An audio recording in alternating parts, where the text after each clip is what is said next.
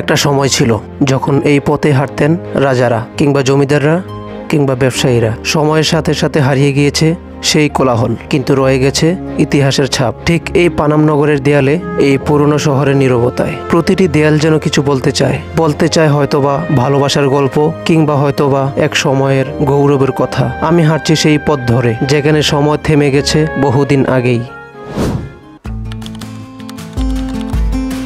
পানামনগর থেকে একটু দূরেই রয়েছে বাংলাদেশের ঐতিহাসিক আরেক ভান্ডার, লোক ও কারুশিল্প জাদুঘর। এখানে এসে মনে হলো আমি যেন বাংলার অতীত জীবনের মধ্যে ফিরে গিয়েছি। কাঠের কাজ, নকশি কাঁথা, মাটির শিল্প আর গ্রামের মানুষের সৃষ্টিশীলতা সবকিছু যেন আমাদের সংস্কৃতির রঙে রঙিন। পুরনো রাজ্য এবং জাদুঘর ঘুরে আমরা চলে আসলাম একটু বিনোদনের জন্য সোনারগাঁওয়ের পাশেই রয়্যাল রিসোর্ট অ্যান্ড অ্যামিউজমেন্ট পার্কে। একদিকে ইতিহাসের গল্প, অন্যদিকে আধুনিকতার বিনোদন, সব মিলেই আজকের আয়োজনটা হবে পুরোই জাঁকজমক। আমার সাথেই থাকুন, সাথে থাকছে পুরো ভ্রমণ গাইড। কিভাবে যাবেন, কোথায় থাকবেন, সবকিছু থাকছে এই ভিডিওতে। আমাদের এই যাত্রা শুরু হয়েছে আমাদের মাদ্রাসা থেকে। শুক্রবার ছুটির দিন, তাই আমরা 3 ফ্রেন্ড মিলে আমরা যাচ্ছি সোনারগাঁওয়ের ঐতিহাসিক সৌন্দর্যগুলো এক্সপ্লোর করার জন্য। এবং আপনারা যারা যাবেন, আপনাদের যেতে হলে ঢাকা চট্টগ্রাম হাইওয়ে হয়ে আপনাদের নেমে যেতে হবে সোনারগাঁও মোগরাপাড়া। আমরা যেহেতু মাদ্রাসা থেকে রওনা দিয়েছি, তাই আমাদের গন্তব্য হচ্ছে প্রথমে চিটাং রোড, ওইখান থেকে বাস ধরে চলে যাব মোগরাপাড়া। সেইখান থেকে আমরা প্রথমে যাব হচ্ছে সোনারগাঁও রয়্যাল রিসোর্ট, তারপরে জাদুঘর, তারপরে পানামনগর। তো আমরা চলে আসছি চিটাং রোড, এখান থেকে একটা বাস ধরে চলে যাব মোগরাপাড়া।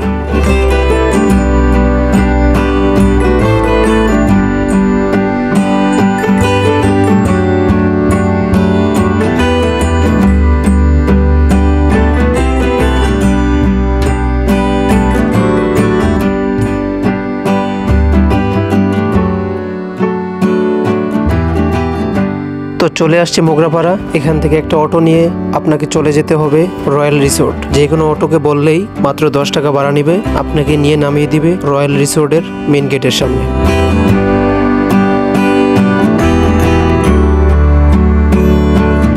আর ঠিক 10 মিনিটের মাথায় আপনাকে নামিয়ে দিবে রয়্যাল রিসোর্টের মেন গেটে। আর এখান থেকেই জনপ্রতি 50 টাকা করে টিকিট কেটে আপনাকে চলে যেতে হবে ভিতরে।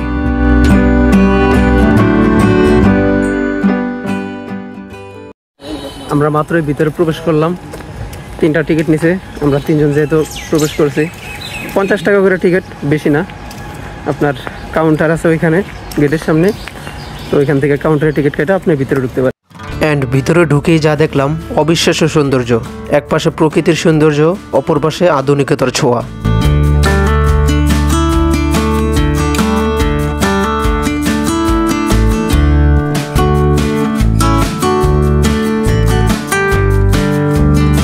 প্রকৃতির মাঝে তৈরি এই রিসোর্টটা মূলত তৈরি করা হয়েছে পর্যটকদের বিশ্রাম ও বিনোদনের জন্য।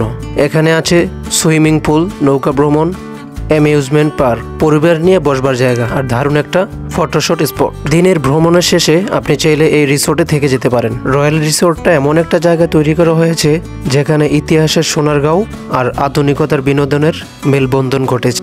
তাহলে চলুন এক নজরে দেখে আসি এই রিসোর্টের অপরূপ সৌন্দর্য।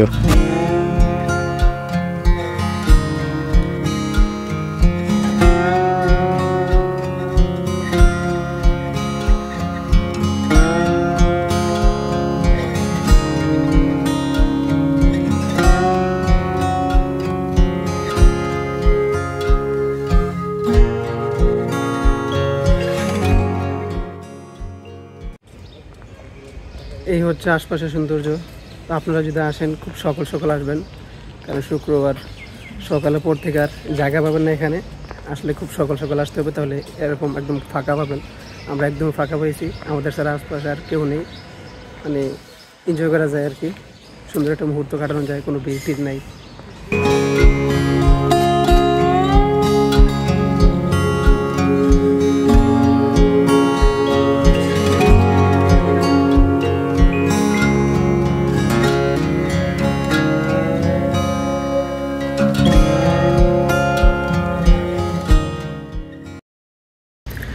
রিসোর্টের পশ্চিম পাশে এসে দেখবেন একটি শিশু পার্ক রয়েছে।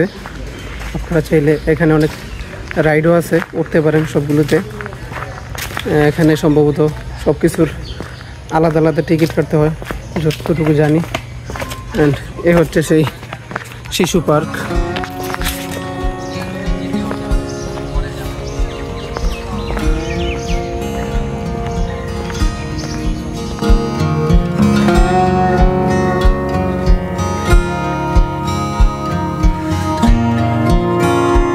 আমাদের রয়্যাল রিসোর্ট এক্সপ্লোর করা শেষ, আমরা এখন বের হয়ে যাব। তো এখানকার সৌন্দর্য মোটামুটি ভালোই, আপনি আসতে পারেন, আপনি সাপ্তাহিক ছুটির দিন এসে দেখে যেতে পারেন। পরিবেশও মোটামুটি ভালোই।